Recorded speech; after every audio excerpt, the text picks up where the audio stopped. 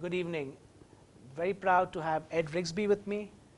Ed has been a huge patron of the association movement in the United States and is the CEO of Rigsbee Research. Is a huge contributor to associations in the United States and across the world.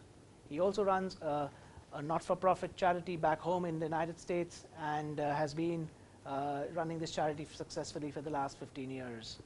Ed, welcome to India. Hey, thank you very much. Happy to be here. Fantastic. Ed, as a person who's now coming in from the United States, what do you believe you have witnessed as far as the association movement goes in emerging markets, not just restricted to India?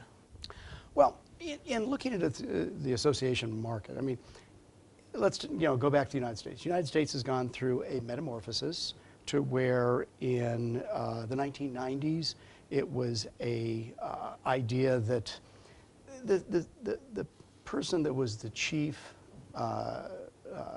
staff officer, the top paid person, they tend to be institutionalized. They've been there for a long time. They knew everything. They weren't real open to ideas. In the United States over the last 20, 25 years, we're seeing more and more paid CEOs open to possibility, exploring new ideas.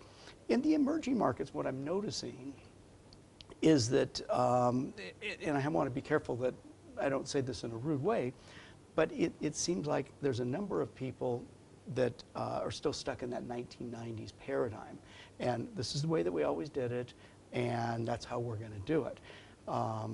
While I see these bright, shiny examples of people here and there doing really amazing things. So that's very, very encouraging. But I guess if I had to just give which is maybe not safe, but a broad brush statement, my broad brush would be the CEOs in the emerging markets need to really open up to possibility and be less about protecting themselves and their turf. And, let's face it, nobody wants somebody to come in from the outside and tell you how to do it. Exactly. Not just from outside the association, even worse, outside your country. But, I mean, there's a lot of sharing internationally, and my hope would be that in the emerging markets, some of the CEOs would just be a little bit more open. Given that you're a certified association executive from the ASAE, where do you believe that there exists a gap which can be bridged with respect to the association movement, say for instance in India, which you might have noticed over the last day and a half? Well, I mean, quite frankly, I was very impressed with the level of people I've met at this Congress. I mean, it's just, it amazes me. You've got some really, really high-level people here. So that's very impressive. We've got professors, we've got doctors, we've got highly educated people. Now, they're educated in their field. They may not be as educated in the association field. So it becomes the situation. It's very typical in the association world for somebody to come out of industry into the association because they understand the industry. And so since they understand the industry, just naturally the assumption is that they can run an association. Sometimes that's true and sometimes not so much. So I will say that the education that's necessary to earn one's CAE, Certified Association Executive Credential, is a very good, broad-based education. Out of ASAE in the United States, unfortunately, there's certain bits and pieces that's USA specific. So that doesn't serve as well here. But I've been a real powerful advocate for any association executive. Go through these kinds of courses. Even if it's not 100% applicable to your country, your market, the broad-based knowledge is going to help somebody. So my recommendation, here or any emerging market, to say to the paid top staff executive or the paid CEOs is be open to education from various societies of executives, regardless of what country it comes from, because you've got, in this situation, here in India, I've just met so many people that are very, very bright in their industry, and yet when I listen to some of the comments, maybe they could use a little more education in the realm of association management. So that's kind of a little bit of a gap. I would say in the US 20 years ago, that same gap was very common. We'd see that a lot. We're seeing it less now because in the US, association management has become a profession. So my guess would be, in time, not too far down the road, you will find in India as well as very other emerging markets that there will be a certain profession of association management, and it won't be just, you know, the doctor that came from that industry, but people that are professionals. You know, it's kind of like, you know, when you think about a company, somebody that's an entrepreneur, they build their company and they get it to a certain point, but at a certain point, they're not a professional manager. They're not a professional CEO. They tend to stagnate. They got to stand away and let somebody that knows what they're doing take it from that point to the next plateau. And I think that that's going to be a real challenge here to get the association boards of directors to look beyond people just from their industry, saying that, well, if they don't have the industry knowledge, they can't run the association, which is totally untrue.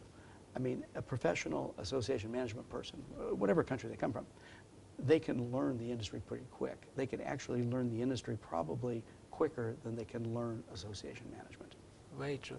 Very well thought of, Ed. Another point which I'd like to leave you with is, and I'd like your views strongly, is we see an influx of American associations now coming into India specifically.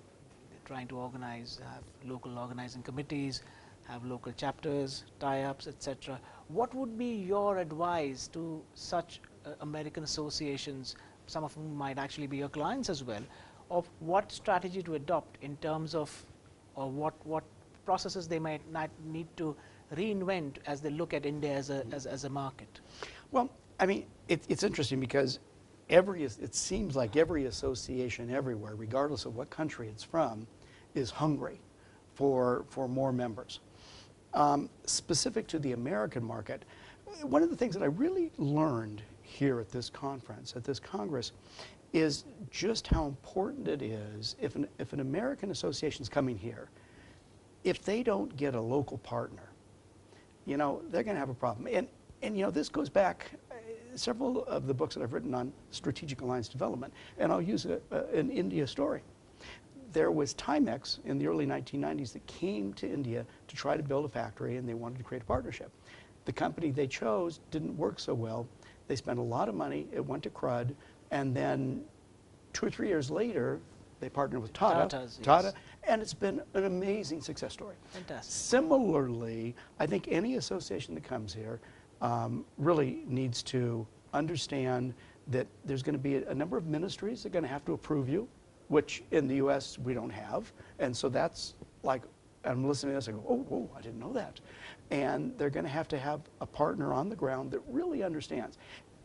And finding that partner is not going to be as easy. So I guess one thing that I would say, if I was talking to an American executive, and this might sound a little bit patronizing, but I would say you would be really smart to come to the India Association Congress for 2 days, sit in, listen.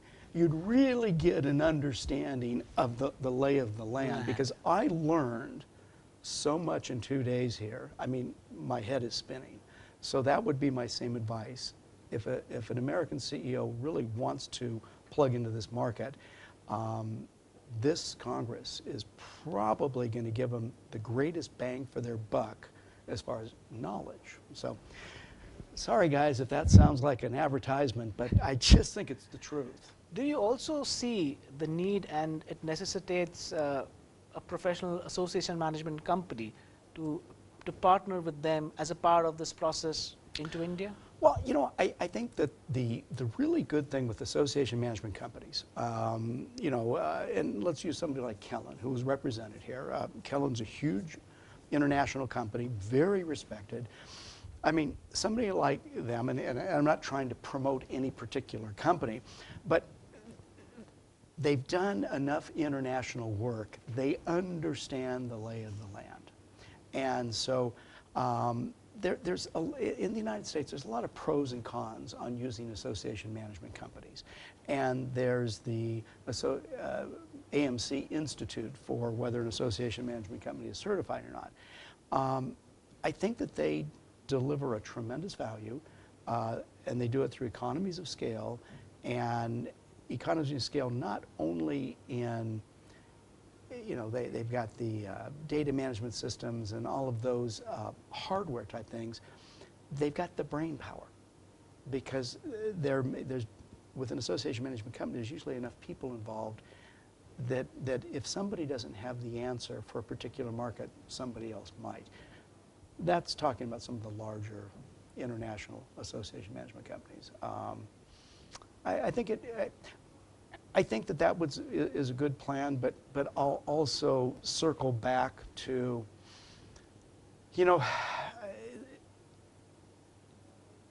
if an American organization wants to come to India, they need to understand this market, and you're gonna, when you come to an event like this, you're gonna understand better which questions to ask, who might be the best person to give the answer, because, even from introduction, sometimes when you're introduced to somebody, it's not always the best person. But, when you come to a meeting like this and you're hearing all the different perspectives and meeting people from all different avenues of the association world, all of a sudden, people can synthesize this information and go, okay, I understand it. I've got to deal with this, I've got to ask this question, I've got to ask this question. And whether they're working with an association management company or whether they're working with a partner on the ground here, it's hard to know how to move forward, how to build a partnership if you don't know the questions to ask. Yeah, I think that's very well said, very well thought of. What do you make of the India Association Congress platform? I like this. This is very, very good. Without a question, I mean, the India Association Congress has been able to invite and to draw the kind of people that care enough to sit through 2 days. Let's face it, and I watch this in the U.S. all the time. I mean, you got a meeting and people are just coming, going, coming, going, coming, going. And people can't sit for more than 5 minutes.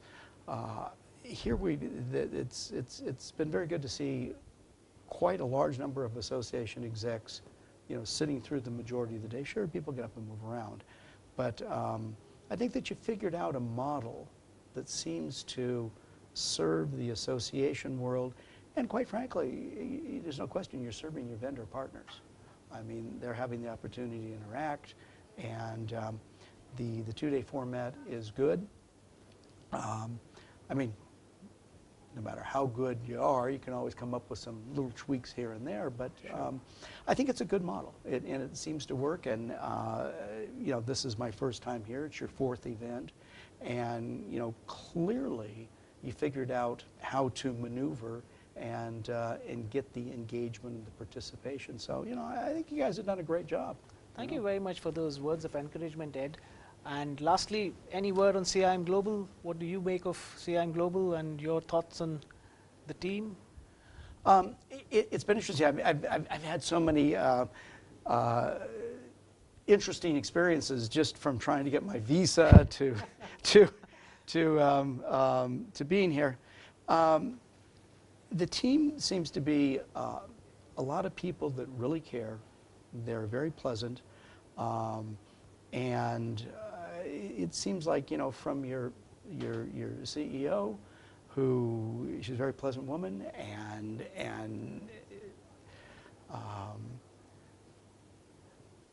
I guess to answer the question is, apparently you figured out a way to put on a meeting in a way that works, and not every event organizing company can do that.